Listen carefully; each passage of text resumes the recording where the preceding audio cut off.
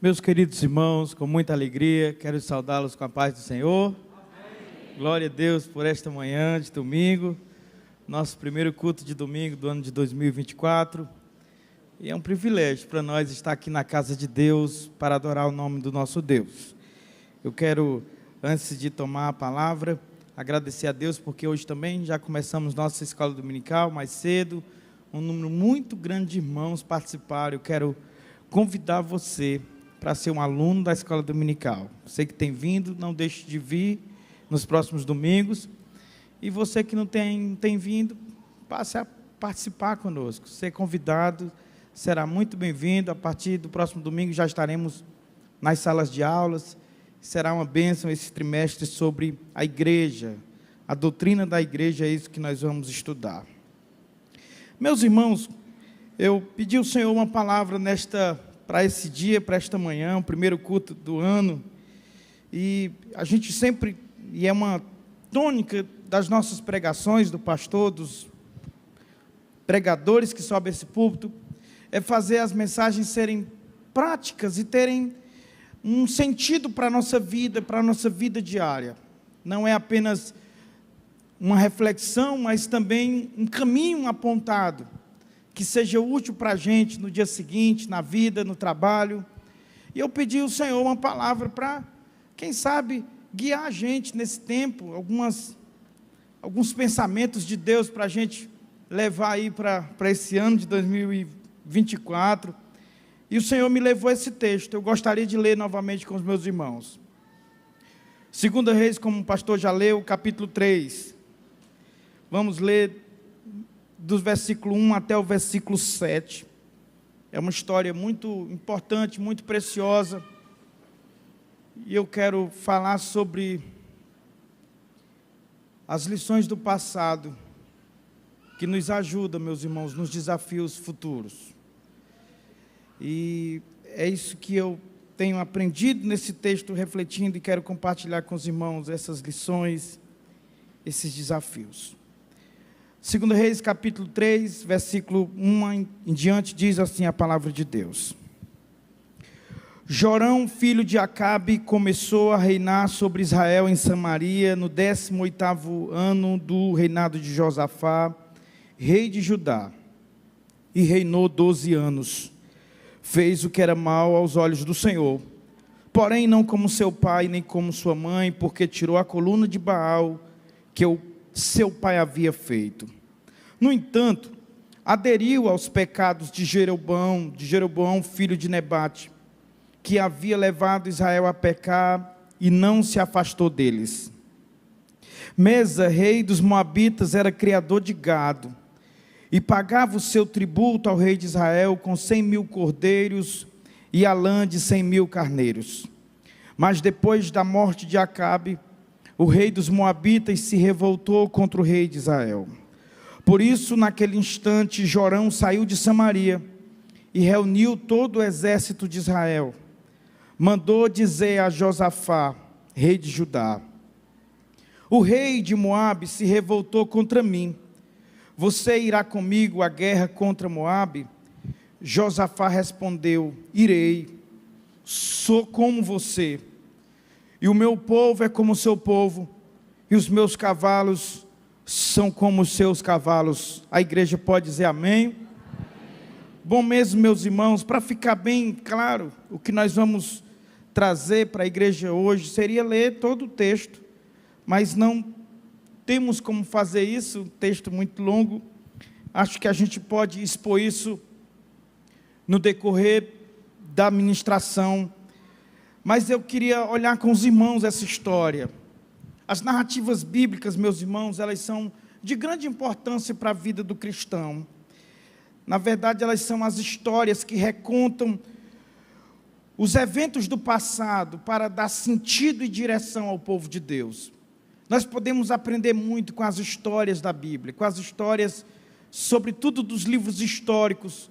Reis é um desses livros. E a gente aprende tanto explicitamente como implicitamente. A gente aprende coisas boas e aprende também o que não fazer. E a Bíblia, ela é preciosa nesse sentido, porque ela não oculta as mazelas, ela não oculta a humanidade, as fraquezas dos grandes homens de Deus. Está tudo lá. Não tem maquiagem, não tem aquele jeitinho de ocultar uma informação, de tirar um detalhe ali, porque vai ficar feio, não pega bem. O homem de Deus ser visto assim, não, põe tudo. Coloca tudo que aconteceu. Davi, o homem segundo o coração de Deus. Conte tudo. Conte a história toda. E a gente aprende. A gente aprende com esses homens o que fazer e o que não fazer. As histórias da Bíblia, as narrativas bíblicas têm esse papel. É por isso que Paulo, escrevendo ao seu filho querido Timóteo, ele cita aquela passagem, aquele texto tão conhecido nosso, a sua segunda epístola, capítulo 3, versículo 16, quando ele diz, toda a escritura, é toda mesmo, e Paulo está naquele momento se referindo lá ao Antigo Testamento, toda a escritura é inspirada por Deus e útil para o ensino, para a repreensão, para a correção, para a educação na justiça, a fim de que o servo de Deus seja perfeito e perfeitamente habilitado para toda boa obra. Esse é o texto áureo da Bíblia Sagrada, e fala justamente disso, porque toda a Bíblia é inspirada, e as histórias têm esse papel, meus irmãos, de nos ensinar, de nos instruir sobre a vida, sobre como devemos proceder. E eu queria ler nesse texto com os irmãos, justamente para trazer essa reflexão que Deus trouxe ao meu coração sobre a história desse homem, Josafá, Jorão. Aqui está dois importantes reis do povo de Deus, de um lado Jorão, que era filho de Acabe, do outro lado Josafá, que era filho de Asa. Josafá, diferente de Jorão, foi um homem de Deus, um homem justo, piedoso, exerceu boa influência sobre o reino de Judá, o reino que ele reinou durante muitos anos. No entanto, como é próprio nas narrativas bíblicas e nas descrições biográficas, embora resumidas, que a gente tem dos reis, dos bons reis, mesmo os bons reis tiveram poréns, tiveram um senão. Todos nós temos poréns, meu irmão. Aí a Bíblia sempre trata assim, o fulano era justo, piedoso, edificou o altar do Senhor, derrubou os altares dos ídolos, porém, sempre tem um porém, né? Está na nossa biografia, meus irmãos, não tem ninguém aqui que não tenha um porém. O único ser humano que pisou nessa terra que não tem um porém, chama-se Jesus de Nazaré. Porque esse, embora plenamente humano, foi em tudo tentado, mas diz a palavra de Deus, sem pecado. Esse nunca falhou. Mas homens falham, homens pecam, homens tomam decisões equivocadas, mesmo os bons homens, mulheres de Deus, bons homens, boas pessoas falam que não devem, trilham caminhos que não deveriam trilhar, e a gente precisa aprender, porque sabedoria é exatamente aprender com os erros dos outros, meus irmãos. Sabedoria não é aprender com os nossos, é com os dos outros. É a gente ver aonde alguém errou e evitar andar por ali. E evitar fazer aquele mesmo percurso.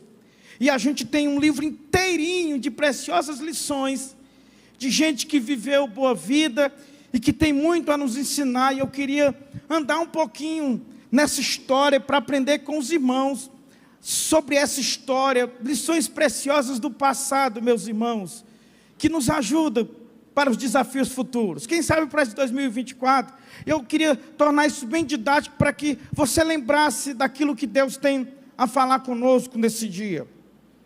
Porque o contexto é um contexto de uma guerra. Nós começamos com uma aliança de Josafá com Jorão. Jorão também estende essa aliança ao rei edomita. Eles mobilizam essa guerra contra o rei de Moabe. E essa guerra, ela só não termina numa grande tragédia para os reis do povo de Deus, porque Deus intervém naquele momento, e através de um milagre maravilhoso, estrondoso, que eu vou falar logo mais, Deus deu a vitória ao seu povo. Mas apesar do desfecho maravilhoso, e a gente, pregador, tem essa inclinação de olhar já para o final da história e ver como Deus interviu ali. A gente não pode tirar os olhos das coisas que foram feitas, inclusive equívocos que foram feitos naquele processo, e de como Deus, se não tem graça e misericórdia dos seus servos, os seus servos tinham perecido. É mais ou menos isso que acontece conosco. Meus irmãos, se Deus nos deixasse a própria sorte para colher exatamente aquilo que sempre semeamos, nós estaremos fracassados. Ainda bem que quando, no meio da nossa colheita, do que plantamos, em que estamos já, de penhasco abaixo, a ponto de ser destruído por aquilo que nós plantamos, por aquilo que nós escolhemos, Deus é tão gracioso, que Ele estende a mão no meio do caminho, nos puxa de volta, e nos dá a chance de viver e de recomeçar. Essa é a história de muitos de nós aqui esta manhã. Mas Josafá, ele agora vai empreender essa guerra. E aí eu queria olhar para os irmãos, juntamente com os irmãos, para esse texto e aprender algumas lições, pelo menos 3 lições importantes do passado que podem nos ajudar nos desafios futuros. E a primeira lição que a gente aprende com esse texto: cuidado com as alianças indevidas. Começa assim. E se a gente contasse a história e a biografia de Josafá, de tantas coisas boas que a gente teria para falar de Josafá, se há um porém, pastor Antônio José, são as más alianças que Josafá faz. Ele simplesmente não aprendeu, gente. Ele simplesmente não tirou, as devidas lições das experiências do passado, na sua própria história ali. Porque a primeira aliança que Josafá faz é com Acabe, o pai desse rei do Jorão. Uma aliança indevida, uma aliança que o colocou em risco. Ele é um homem justo, um homem piedoso, está do lado sul do grande ambiente geográfico de Israel, que é o reino em que tem a sua capital, Jerusalém. Ele não precisava se intrometer, ele não precisava participar da política, das más decisões do lado norte. Mas sempre que ele é interpelado e convidado a se unir, ele não reflete, ele não pensa, ele não avalia, ele corre e vai. Começa com Acabe, quando o chama para uma guerra, e aquele momento foi tão marcante, naquela guerra contra os sírios, porque Acabe vai propor uma aliança com Josafá para uma guerra, em que ele, Acabe, intentava usar Josafá como uma espécie de bucha de canhão. Na nossa linguagem, como uma espécie de boi de piranha, aquele que você coloca na frente para distrair o seu inimigo, para você vencer a guerra.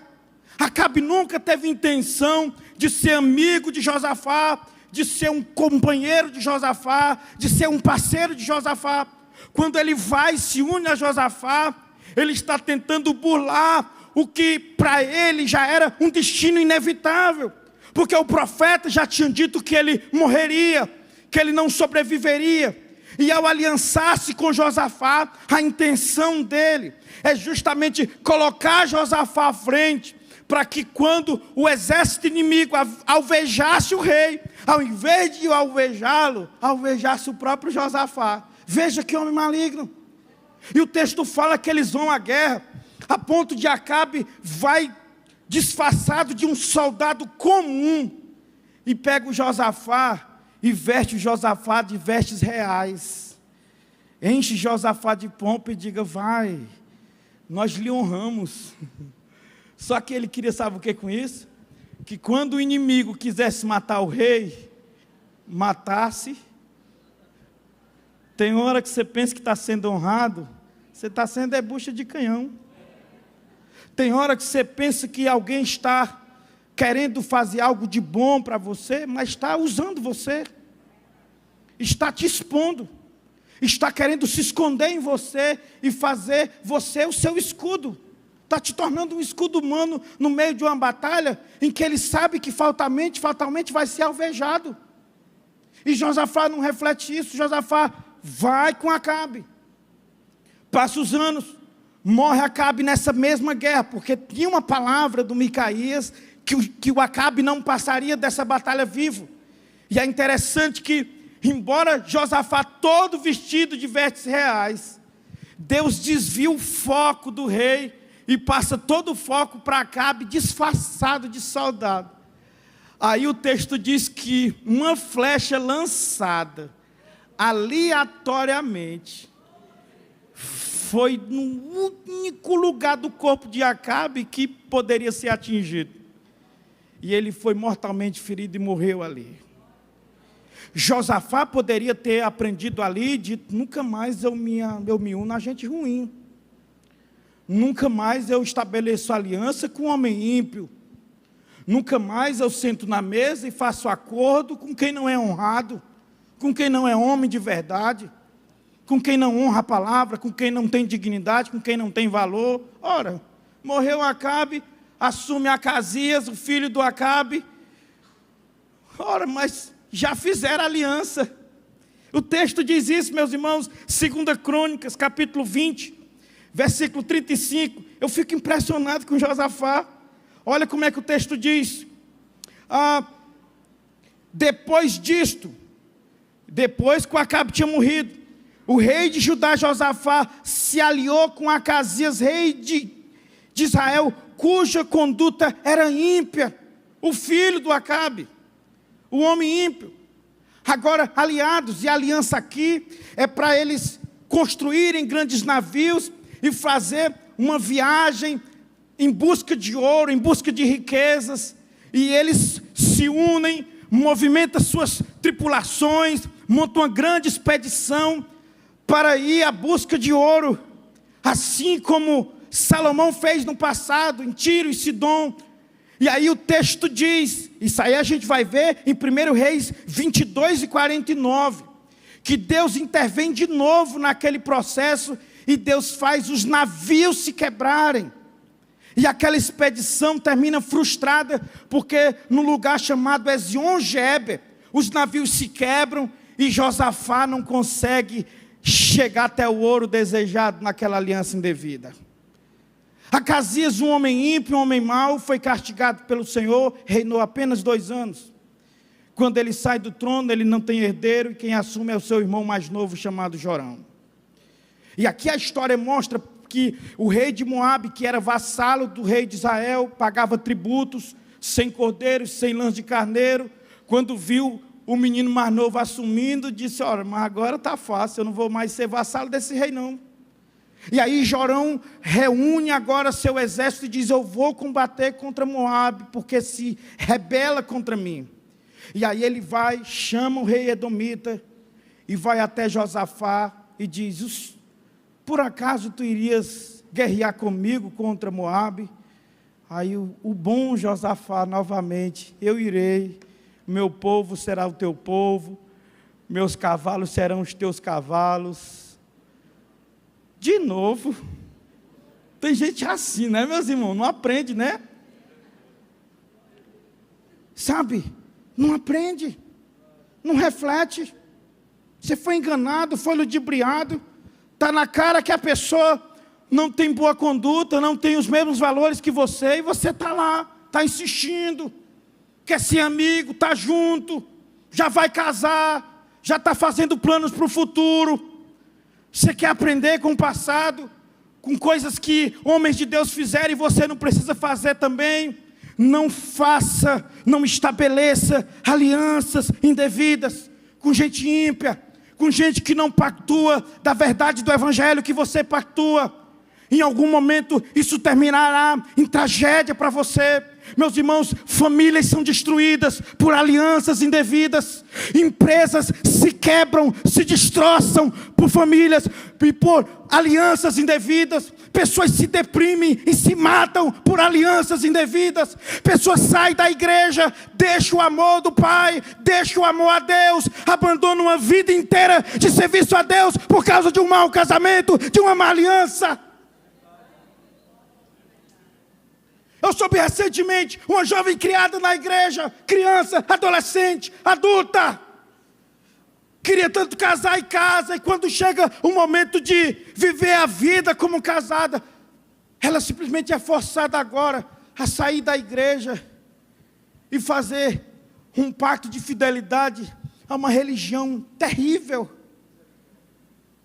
E postou fotos. E eu perguntando ao supervisor daquela coisa, pastor, foi exatamente assim. Porque a regra para casar é que você vem, casa comigo, mas vai ser da minha religião. Vai abraçar os meus valores. Vai viver a vida que eu vivo. E a pessoa para casar vira as costas para Deus, para a igreja, e abraça aquilo que ela sabe que não é verdade de Deus. Uma verdadeira apostasia consciente. Consciente, a pessoa está totalmente consciente. Eu soube que ela foi interpelada e aconselhada, e ela disse, não, eu vou porque eu prefiro o casamento. Meus irmãos, nós vivemos dias perigosos, em que os valores se invertem, e as pessoas, em nome de dinheiro, em nome de uma felicidade romantizada, idealizada, mundana, às vezes maligna, elas vendem a alma, elas subtraem os valores mais caros para ter aquilo que elas acham que é a razão da sua vida, mas não é. Cuidado com alianças indevidas, elas te matam, elas podem te destruir. Cuidado com quem você toma café toda tarde. Cuidado com quem você está o tempo todo conversando, trocando conversa na academia. Muda a tua linguagem, muda teu sentido, muda a tua perspectiva da vida, muda teus valores. De repente você está igualzinho, falando lorota, contando piada imoral. Igualzinho. Porque quem fala com você, quem vive com você, quem interage com você, quem faz parte do seu ciclo íntimo de amizade, molda você.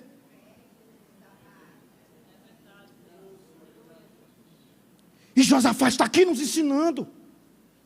Meu Deus, 3 vezes esse homem se une a homens maus. E se Deus em cada uma dessas vezes não intervém, ele tinha morrido.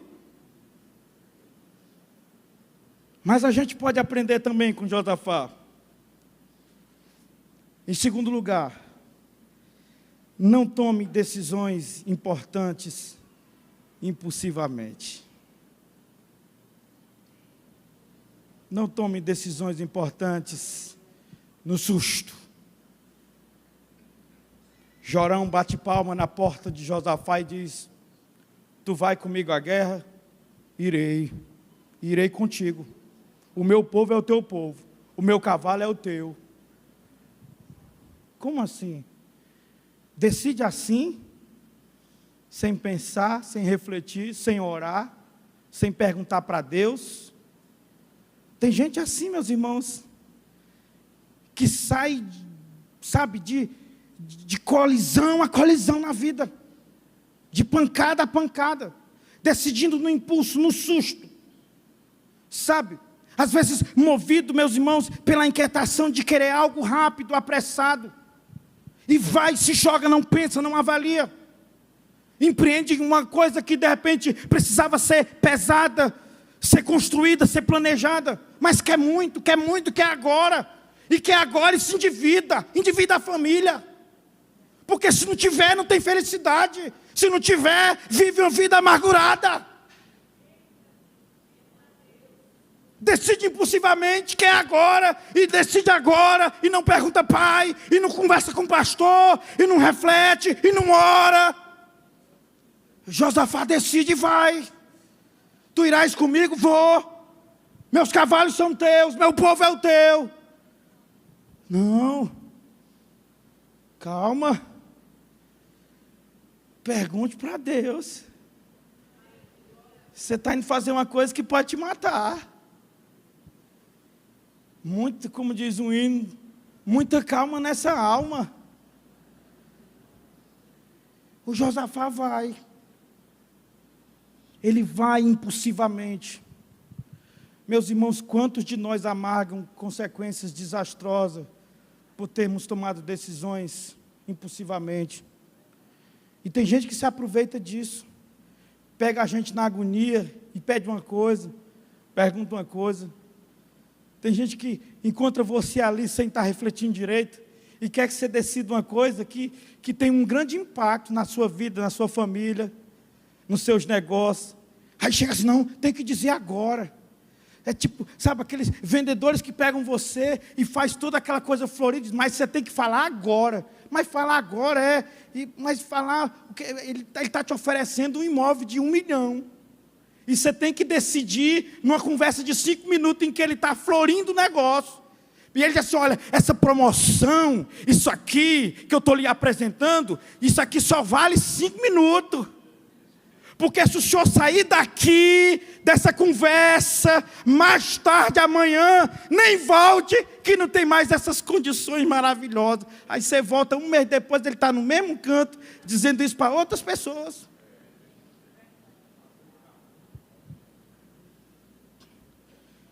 Você passa na porta do supermercado, está lá. O rapaz te oferecendo um cartão com 1001 vantagens e sem anuidade. E aí está lá dizendo, mas é só hoje. Mas é só nos próximos 15 minutos. Aí você corre, pega logo o CPF, tira uma cópia da identidade, pega o cartão e ali mesmo já compra uma compra bem grande, para aproveitar, porque só tinha aquela hora para fazer. Meus irmãos, isso é sabedoria bíblica. A gente não precisa ler livro de autoajuda não, gente. A Bíblia tem sabedoria para a vida. A Bíblia tem coisas preciosas para nos ensinar sobre como viver bem. E Josafá aqui está nos ensinando sobre isso. Repita comigo, não tome decisões importantes impulsivamente. Olha uma coisa boa para você levar em 2024, né? Aí a partir de agora, quando alguém quiser assim uma resposta, não, eu sei que eu sempre, mas eu vou pensar um pouquinho. Não, mas eu quero saber agora, eu não sei dizer agora. Eu preciso respirar um pouco. Eu não posso dizer agora. Aí você está lá na pressão, decide uma coisa pela tua família toda. Aí não combinou com a esposa, com os filhos. E quando chega em casa, a confusão toma conta. Porque você se comprometeu com um monte de gente que você não combinou com elas. Não tome decisões importantes impulsivamente. E aí uma terceira lição de Josafá para nós. O tempo corre muito rápido, meus irmãos. Quando as coisas não saírem como planejado, recue e consulte a Deus. Porque elas não vão sair como planejado quando você age como Josafá agiu. Ele reuniu seu exército, reuniu seus cavalos e joga esse grande exército no deserto de Edom, juntamente com Jorão, juntamente com o rei Edom. Oh, meus irmãos, aliança terrível essa. E aí vem a provação, os dias passam, chega a fome, chega a sede. Depois de 7 dias, começaram a olhar um para o outro e disseram, Deus nos trouxe aqui para nos matar no meio do deserto. Já pensou? Às vezes acontece isso. A pessoa te promete um monte de coisa, quando você vai com ela, no meio do caminho, ela olha assim e diz, nós vamos morrer. Assim, mas escuta, você não prometeu que era uma coisa muito boa? Você não contou tudo a história. E essa é a conversa do Jorão, nós vamos morrer. Mas como você... A gente não ia vencer uma guerra? Não, nós vamos morrer. Deus nos trouxe aqui para nos matar no deserto. Rapaz, mas eu sou crente. Eu sei que você não é, mas eu sou. E eu posso voltar atrás, e eu posso perguntar a Deus sobre isso. Por acaso não tem profeta de Deus? E aí naquela conversa, alguém chega e diz, tem. Elias morreu, mas deixou um moço. O nome dele é Eliseu, filho de Safate. Não está longe daqui. Para a guerra, para os cavalos, para tudo. E vamos consultar a Deus. Mas tem gente que é obstinado, meus irmãos, é teimoso. E pior do que é teimoso, é orgulhoso. Porque pior do que a pessoa teimosa é a orgulhosa. Porque ela sabe que vai despedaçar tudo. Mas ela não tem coragem de encarar as pessoas e dizer: eu errei, eu não devia ter vindo, foi uma decisão impulsiva. Ela diz: olha, eu sei que vai quebrar tudo, mas eu não volto.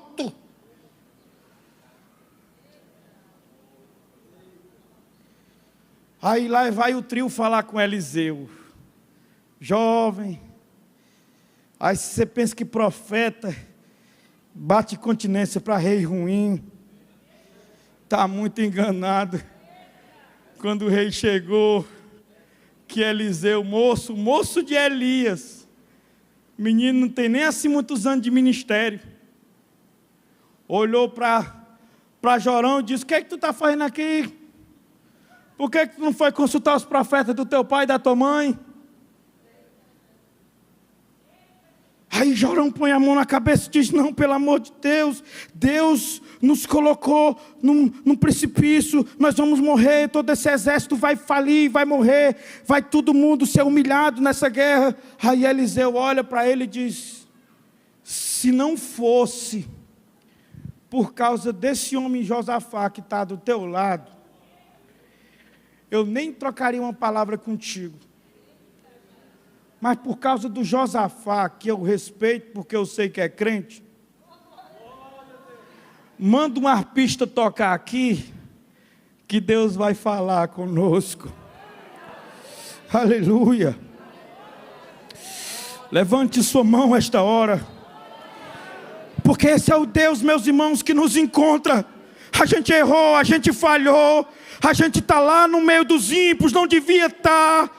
Está sentenciado à morte, mas Deus vela pela gente e chega no meio e diz: aqui ninguém presta, mas esse aqui presta, e por causa dele eu resolvo, eu intervenho, eu estendo as minhas mãos. Quantos podem glorificar ao Deus de Israel, ao Deus da igreja que está aqui esta manhã?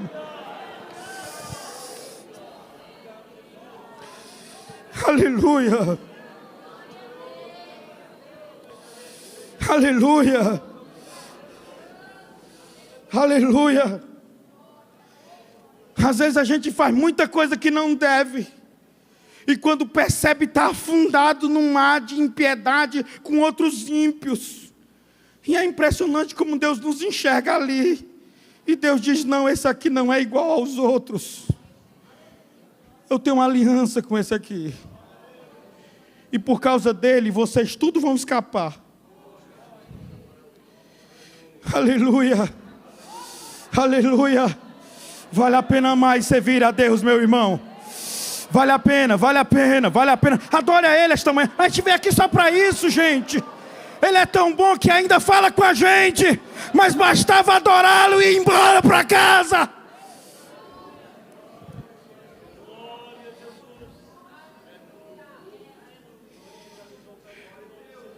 O arpista toca, Deus toma o menino, e Deus fala do livramento, Deus fala da intervenção, Deus fala que vai saquear os moabitas, que vai destruí-los. Mas aqui vem os desafios, e eu acho tão precioso esses desafios. Os músicos podem até vir chegando. Eliseu chama os reis e diz: olha, Deus vai dar vitória a vocês, mas tem uma exigência a ser feita a vocês. Vocês vão reunir o seu exército, e vocês não vão pegar a espada e treinar, enfrentar o exército dos moabitas. Vocês vão chegar no deserto e vão cavar valas, cavar poços. Vocês vão cavar cisternas no meio do deserto.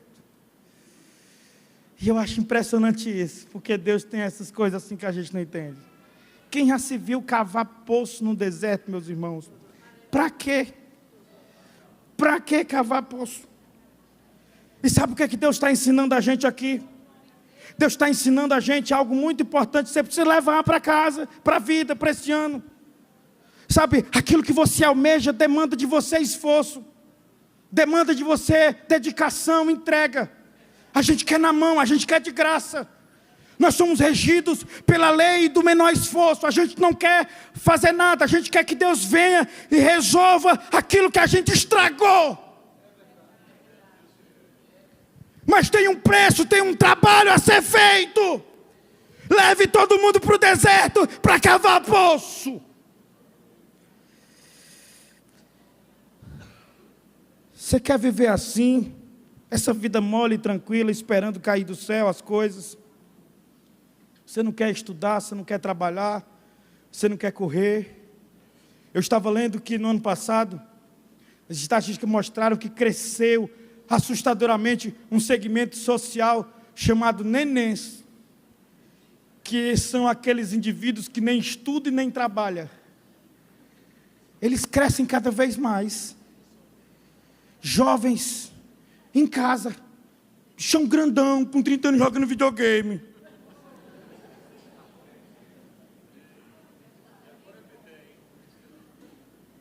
A vida acontecendo lá fora. Eu preguei isso quinta-feira passada. O sol brilhando, oportunidades. E a pessoa lá entrega uma vida de letargia, de preguiça, de indiferença. Só espera, quer ser influencer, querendo ganhar dinheiro como influencer. Gente, a gente precisa abrir os olhos. Viver não é para amador, meu irmão. Ou você se levanta dessa cama para labutar, para transpirar, para correr, para trabalhar, para lutar. Ou não tem o que você precisa e deseja. E eu entendo e concordo que em grande medida nós pais estamos estragando os nossos filhos. Porque de cedo a gente vai ensinando o bichinho a achar que eles estão num mundo cor-de-rosa, que basta dar um chorinho, um estalo de dedo, que vem parar tudo que eles precisam na cama, no quartinho deles. E eles crescem achando assim, que o mundo é uma grande corte para servi-los. Aí no primeiro dia que eles recebem um não, porque eles vão receber assim que eles saem de casa. A vida açoita. Sair com 18, 19 anos de casa. A vida bate pesado, gente. Você vai para longe de casa, depender dos outros. Longe do papai e da mamãe, a vida bate com força. Aí a pessoa não aprende nada disso. E no primeiro não se deprime, quer morrer, quer tirar a vida.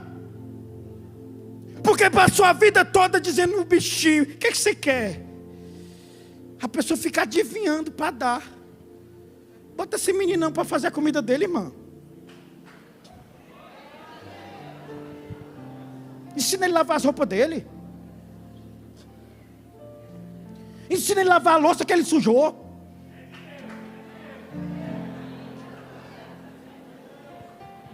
Tem que ficar ali, sabe, bichinho. Se cair, se quebra. Vai se quebrar. Porque esse cristalzinho que você está criando vai se quebrar. O mundo quebra.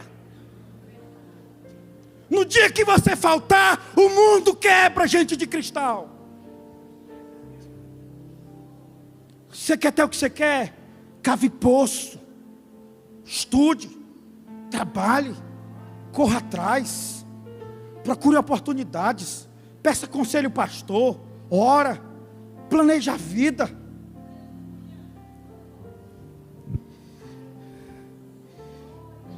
Segundo desafio é o desafio de você crer que a despeito das condições adversas, você pode seguir lutando. Porque Deus não manda só o povo cavar poço. Deus manda cavar poço no deserto. E cavar poço no deserto é você crer que embora não faça nenhum sentido o que você está fazendo, mas você vai fazer, porque Deus mandou você fazer. As condições não são favoráveis, o vento não sopra a teu favor, e todo mundo diz, mas isso aqui é loucura, estudar isso não dá em nada. fazer isso que você está fazendo não dá em nada. Não, mas você vai insistir, você vai seguir lutando, você vai cavar poço no deserto, porque Deus mandou você cavar poço no deserto. Em terceiro lugar, eu estou terminando. Você vai persistir, porque você tem uma palavra sobre o final de tudo. E você precisa persistir, porque Deus vai ser claro quando Ele diz: vocês vão cavar poço, e vão cavar poço no deserto. Aí Eliseu diz assim, no versículo 17: porque assim diz o Senhor. Olha o que Deus diz, gente. Isso desanima e quebra qualquer um. Deus diz: vocês não sentirão vento, nem verão chuva. Sabe o que Deus está dizendo? Vocês vão cavar no deserto, sem nenhuma perspectiva que isso vai dar em alguma coisa. Porque vocês não vão sentir vento e não vão ver chuva. Não é assim que você está se sentindo? Lutando e dizendo: Deus, isso não dá em nada. Eu não sinto nenhuma perspectiva boa disso que eu estou fazendo. Aleluia. Mas você vai continuar. Levante a sua mão. Você tem uma palavra de Deus sobre ti. Talvez você não saiba, mas tem promessa sobre você dada aos teus pais, dada aos teus avós. Fique com a mão levantada. Talvez você não estava lá no dia, mas Deus disse que as gerações futuras da tua família seriam abençoadas. E Deus sabia de você.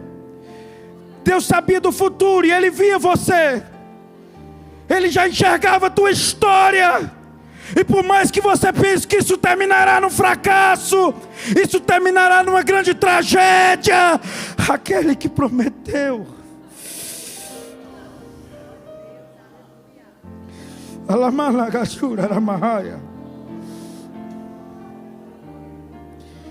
é o Deus que visita suas promessas. É o Deus que 400 anos depois, os filhos de Israel machucados no Egito, o texto diz: e lembrou-se Deus de Abraão, e lembrou-se Deus de Isaac, e lembrou-se Deus de Jacó. O teu Deus é o Deus que se lembra. Adore a Ele esta manhã. Você vai cavar sem ver chuva. Você vai lutar sem ver vento nenhum. Você vai persistir sem ter nuvem alguma pronunciando alguma coisa boa para o futuro. Mas você fará porque Deus mandou fazer. Há uma palavra do profeta a seu respeito. Consiga, prossiga, insista.